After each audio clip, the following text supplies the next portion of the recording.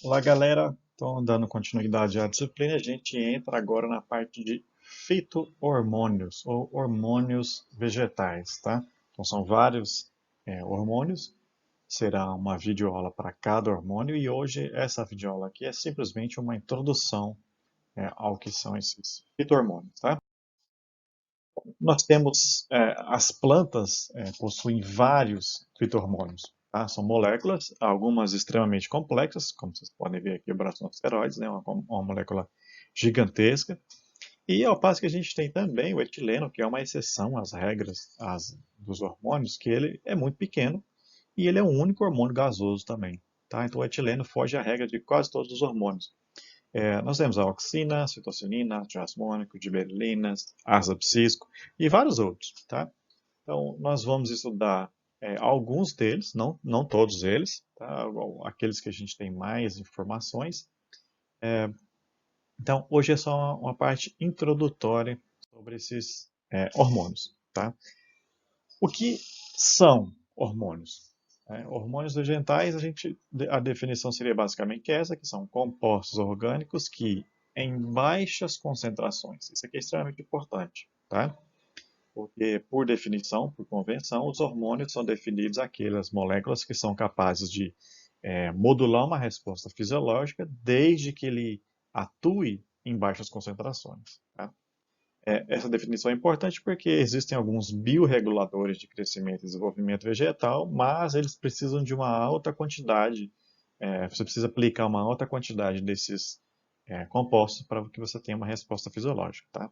Os hormônios, por convenção, a gente diz que são moléculas orgânicas que em baixas concentrações são reconhecidos por receptores celulares. Então, todo hormônio tem o seu próprio receptor, ok? A gente vai ver como é que isso acontece, e que leva a uma resposta fisiológica, atuando no crescimento, desenvolvimento ou metabolismo. Tá? Então, expressão gênica, alteração de atividade de proteínas, de enzimas e assim por diante. Vários eventos fisiológicos são regulados ou por um hormônio, exclusivamente, ou por balanço de dois ou três hormônios, ou mais até. Tá? O balanço hormonal na planta é o que vai determinar, por exemplo, se a semente germina ou não. Né? A gente já viu isso na parte de germinação. Então, os hormônios, as interações entre eles, né, quando um está mais alto, quando um está mais baixo, determina que tipo de resposta fisiológica a gente vai ter. Okay?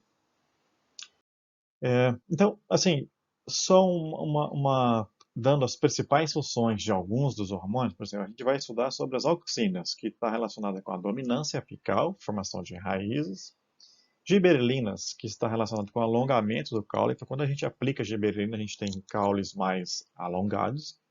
Germinação de sementes, que a gente já viu, né? Que é você aplicando gibberelina, você quebra a dormência fisiológica da semente.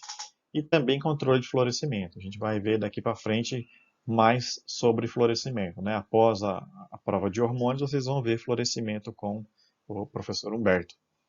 Ácido abscísico a gente já viu que está relacionado com a dormência de sementes, já vimos que está relacionado com o fechamento dos estômagos, na parte de relações hídricas, e o nome dele, na verdade, vem porque ele também é capaz de induzir a abscisão foliar, tá? Embora esse papel aqui seja principalmente desempenhado pelo etileno, tá? Um outro hormônio. As citocininas estão relacionadas principalmente com o crescimento. O nome citocinina vem de citocinese. Citocinese é divisão celular. Tá? Então lembra na parte de crescimento que crescer pode ser simplesmente um aumento no número de células. Né? Então citocinina está relacionado com o crescimento. O etileno, os dois principais papéis do etileno é em relação ao amadurecimento de frutos, então a gente vai ver bastante coisa sobre frutos climatéricos, como é que o etileno induz o amadurecimento desses frutos, e a abscisão foliar. Quando a gente aplica etileno, a gente tem a abscisão foliar, tá? Então é um dos papéis do etileno também.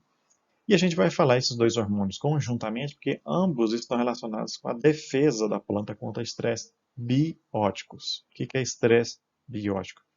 Qualquer tipo de organismo biológico que ataca uma planta. Fungo, bactéria, vírus, né, inseto, qualquer coisa desse tipo. Então, esses dois hormônios aqui são os principais, não os únicos, tá? Mas os principais relacionados com a defesa da planta.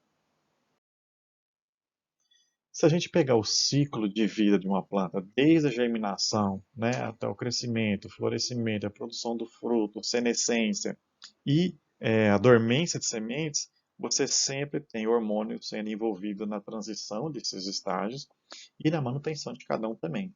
Né? Então, para que a semente germina, há um papel aqui positivo da giberelina e o ácido abscísico aqui, ao contrário, ele mantém a dormência. Né? Então, aqui você tem a giberelina atuando, aqui você tem o ABA atuando. Na parte de crescimento, você tem giberelina, auxina e citocinina, todos eles estão relacionados com o crescimento. No florescimento, veja, florescimento e desenvolvimento de fruto, você tem 4 outros hormônios. Né? Então, etileno, citocinina, auxina e giberelina, todos eles estão relacionados com florescimento e desenvolvimento do fruto.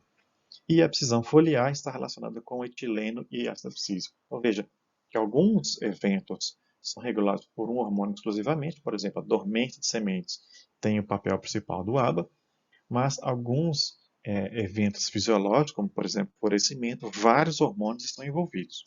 O balanço entre eles é que vai determinar se a planta floresce ou não, por exemplo. Tá?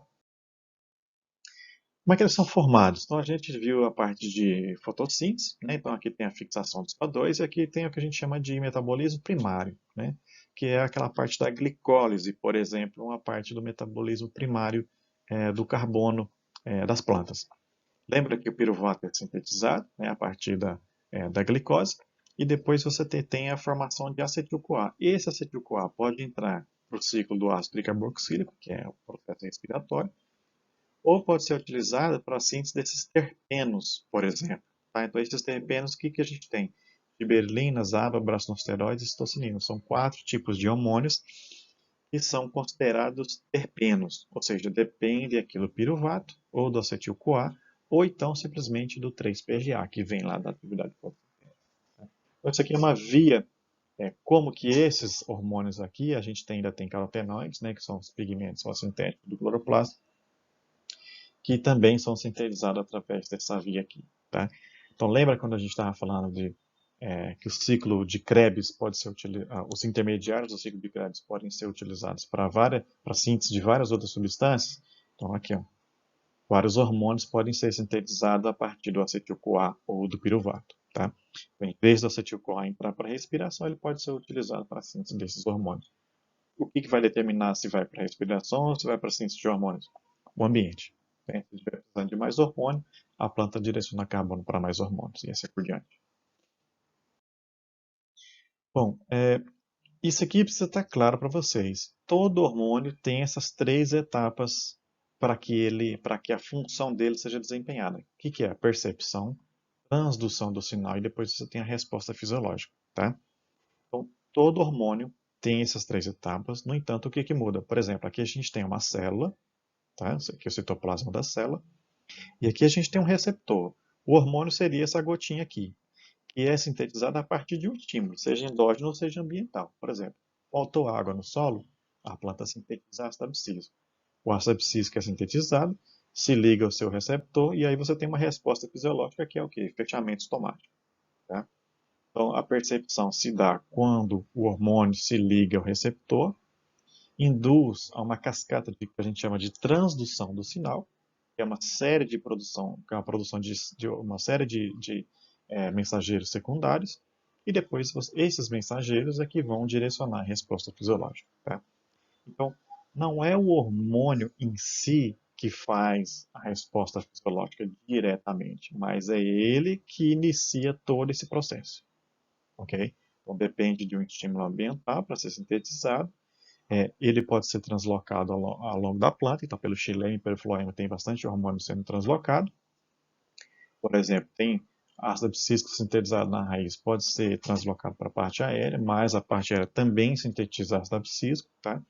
Então, vamos supor que esse evento fisiológico que seja o fechamento estomático. Né? O estômago fecha quando falta água no solo. Então, falta água no solo, sintetiza ácido abscísico, há o reconhecimento do receptor com o ABA, a ligação entre os dois. Uma série de mensageiros são sintetizados aqui e aí você tem a resposta fisiológica. Tá? Então, todo hormônio tem o seu próprio receptor, tem os seus próprios mensageiros secundários, embora muitos deles, por exemplo, peróxido de hidrogênio e óxido nítrico, são comuns a vários outros hormônios. Tá? Então, essas moléculas, cálcio, por exemplo, são comuns a vários outros tipos a vários tipos de hormônios. E aí no final você tem a resposta fisiológica. Tá? Então, todo hormônio tem essas três etapas: percepção, transdução de sinal, e aí você tem a resposta fisiológica. E a gente vai falar um pouco nas próximas videoaulas de cada hormônio. Ok? Tchau, tchau.